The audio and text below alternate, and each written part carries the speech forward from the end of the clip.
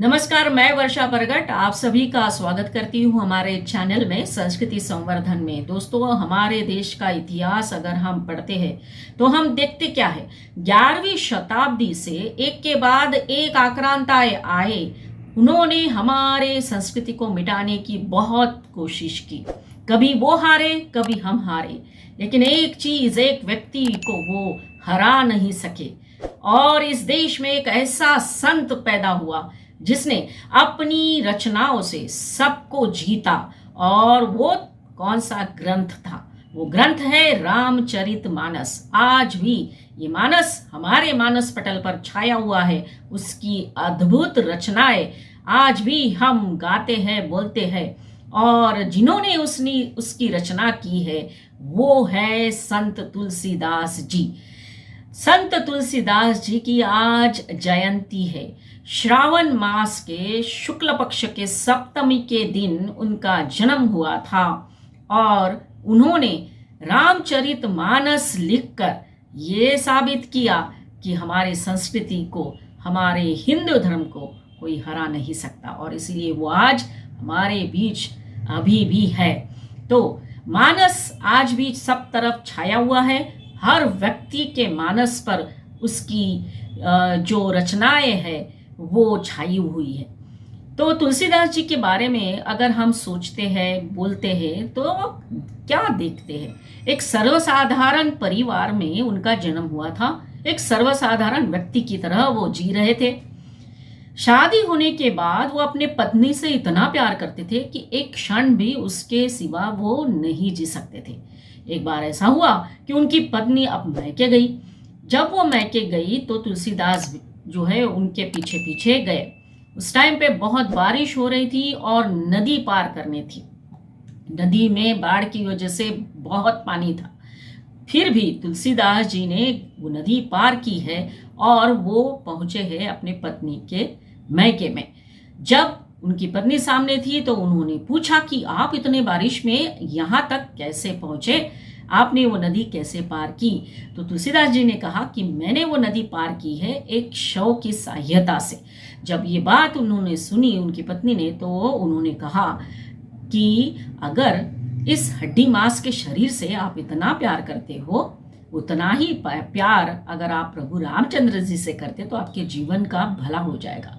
बस उसका इतना ही कहना था और तुलसीदास जी के अंतर मन पर इतना प्रभाव हुआ कि उस दिन के बाद उन्होंने अपना सारा जीवन प्रभु रामचंद्र को समर्पित कर दिया। और आज हम उनको संत तुलसीदास जी के नाम से जानते हैं। बहुत अद्भुत, बहुत मीठा है रामचरितमानस और उसकी मिठास आज भी कम नहीं हुई है। तो आइए हम कुछ रोचक बातें उनके जीवन से जुड़ी हुई जानते हैं। आज तक हमको ऐसा बताया गया, पढ़ाया गया है कि अकबर जो है वो बहुत महान था, सभी धर्मों की इज्जत करता था, सबको समान मानता था। लेकिन तुलसीदास जी के साथ अकबर ने क्या किया, इसके बारे में कुछ बातें हम आपको बताना चाहते हैं। तो जो रीजन है चित्रकूट, वहाँ तुलसीदास जी रहते थे और प्रभु रामचंद्र की भक्ति में लीन थे। एक बार ऐसा हुआ कि किसी मृत व्यक्ति को तुलसीदास जी ने जीवित कर दिया, ऐसा लोग कहते हैं। और ये बात अकबर को पता चली। अब अकबर तुलसीदास से मिलना चाहते थे। हुआ क्या, अकबर ने क्या किया, अपने कुछ सैनिक तुलसीदास के पास भेजे और तुलसीदास जी से कहा उन्होंने, सैनिकों ने, कि बादशाह अकबर आपसे मिलना चाहते हैं और आपको हमारे साथ दरबार में चलना है। अब तुलसीदास जी तो तुलसीदास जी है, उन्होंने कहा, कौन बादशाह? मेरे बादशाह तो प्रभु रामचंद्र है। मैं तो बस उनको ही अपना बादशाह मानता हूँ। मैं किसी लाल किले वाले बादशाह को नहीं जानता, मैं उसको नहीं पहचानता। और तुलसीदास जी ने उन सैनिकों के साथ जाने से मना कर दिया। सैनिक गए, अकबर को बताया कि ऐसे ऐसी बात हुई है। अकबर को गुस्सा आया। अब इस बार अकबर ने सैनिकों को आज्ञा दी कि तुलसीदास जी को बंदी बनाकर लाया जाए। फिर से सैनिक तुलसीदास जी के पास गए और उन्हें बंदी बनाया। तो तुलसीदास जी ने फिर से कहा, मैं तो प्रभु रामचंद्र की भक्ति में ही लीन हूँ, उनका ही बंदी हूँ, आप मुझे क्या लेकर जाओगे। लेकिन फिर भी जंजीरों में जकड़कर तुलसीदास जी को अकबर के सामने पेश किया गया। अकबर के सामने तुलसीदास जी खड़े थे, आंखों में आंखें डालकर अकबर के साथ बात हो रही थी। तभी अकबर को बहुत गुस्सा आया और अकबर ने फिर से कहा, तुम्हें पता नहीं मैं यहाँ का बादशाह हूँ। फिर से तुलसीदास जी का एक ही वाक्य, एक ही सेंटेंस था, मेरे बादशाह तो प्रभु रामचंद्र है, वो ही मेरे मालिक है। फिर अकबर ने गुस्से में बोला कि तुम्हें इतना भी नहीं मालूम कि किसी बादशाह के सामने सिर झुकाकर खड़े रहना चाहिए। तुलसीदास जी ने फिर से कहा, मैं तो मेरे प्रभु के सामने ही सिर झुकाता हूँ और मेरे प्रभु है प्रभु श्री राम। तो दरबार में कौन कौन खड़े थे? दरबार में अकबर था, तुलसीदास जी को बंदी बनाया गया था और दरबार में बीरबल भी थे, सैनिक थे। तो क्या हुआ कि जब ये संवाद हो रहा था तो अकबर बहुत क्रोधित हो चुका था और अकबर ने तुलसीदास जी से कहा कि तुम्हारे इस गुस्ताखी के लिए मैं आपको सजा दे सकता हूँ, मैं तुम्हारा सिर कलम कर सकता हूँ या फिर तुम्हें बंदी गृह में भी डाल सकता हूँ। फिर देखते हैं तुम्हारे प्रभु क्या चमत्कार करते हैं, कैसे आते हैं तुम्हें बचाने के लिए। जब अकबर ने तुलसीदास जी से ये कहा तो तुलसीदास जी ने कहा, ये तो छोटी सी बात है, इतने छोटे से काम के लिए मेरे प्रभु की कोई ज़रूरत नहीं है, कोई आवश्यकता नहीं है, ये काम तो उनके परम भक्त हनुमान जी भी कर सकते हैं। और तुरंत तुलसीदास जी हनुमान जी से प्रार्थना करने लग गए और जैसे जैसे वो प्रार्थना करने लग गए वो रचना होती गई। उस रचना को हम जानते हैं हनुमान चालीसा। जब तुलसीदास हनुमान जी की प्रार्थना कर रहे थे उसके थोड़ी देर के बाद और एक चमत्कारिक घटना हुई है। ऐसा बताया जाता है कि तब हजारों बंदरों ने अकबर के उस महल पर आक्रमण कर दिया। इतना ही नहीं, उन्होंने सैनिकों को घायल करना शुरू कर दिया और ये अकबर को भी वहां से भागना पड़ा। तो अकबर ने बीरबल से पूछा, भाई ये क्या हो रहा है, इतने सारे बंदर अचानक से क्यों आ गए?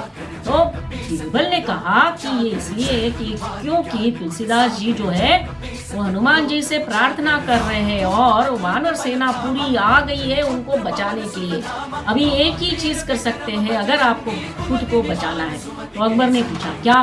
बीरबल ने कहा कि तुलसीदास जी को छोड़ दीजिए, तभी ये बंदर यहाँ से चले जाएंगे। अकबर इतना घबरा गया कि तुरंत आज्ञा दी सैनिकों को कि तुलसीदास जी को छोड़ा जाए। इस तरह से उस घटना के दौरान एक अद्भुत रचना तुलसीदास जी ने की है जिसका नाम है हनुमान चालीसा। ऐसा कहा जाता है कि साक्षात हनुमान जी ने उनको दर्शन दिए और ये कहा कि जो भी रचना आज आपने की है इसका स्मरण जो भी करेगा उसकी सहायता के लिए, इसकी मदद के लिए मैं अवश्य आऊंगा। ऐसा आशीर्वाद दिया है हनुमान जी ने तुलसीदास जी को। इसके बाद अकबर ने तुलसीदास जी से क्षमा मांगी। तब तुलसीदास जी ने फिर से कहा, क्षमा करने वाला मैं कौन होता हूँ, मेरे प्रभु ही आपको क्षमा करेंगे। और बाद में अकबर ने तुलसीदास जी को छोड़ दिया और तुलसीदास जी फिर से अपने घर वापस गए। तो रामचरितमानस इसकी रचना, सुंदर अद्भुत रचना तुलसीदास जी ने की तो है ही, लेकिन उससे भी ज़्यादा इम्पोर्टेंट बात यह है कि हनुमान चालीसा के बारे में अगर हम पढ़ते हैं तो हम पाते हैं कि इतनी शक्तिशाली है। उसमें से अलग अलग स्किल्स बाहर निकल कर आते हैं जो हमें आज भी पॉजिटिविटी, कॉन्फिडेंस, ये सारी स्किल्स देती है। तो तुलसीदास जी के बारे में हमने आपको बताने की कोशिश की कि किस तरह से एक प्रसंग अकबर और उनके जीवन में रहा और किस तरह से हनुमान चालीसा जो है उसकी रचना तुलसीदास जी ने की है। रामचरितमानस जो हमारे मानस पर आज छाया हुआ है उसमें से कितने सारे लाइफ स्किल्स हम सीख सकते हैं। ज़रूरत है बस अपना नज़रिया बदलने की और बच्चों को उस एंगल से बताने की। जो आज हम कहते हैं कि 21st सेंचुरी स्किल्स हमको मालूम होनी चाहिए, हमको सीखनी चाहिए, वो सारे स्किल्स रामचरितमानस में ज़रूर मिलेंगे। चाहे वो राम के माध्यम से क्यों ना हो, चाहे वो हनुमान जी के माध्यम से क्यों ना हो, सब कुछ मिल जाएगा। बस थोड़ा सा प्रयास करने की ज़रूरत है।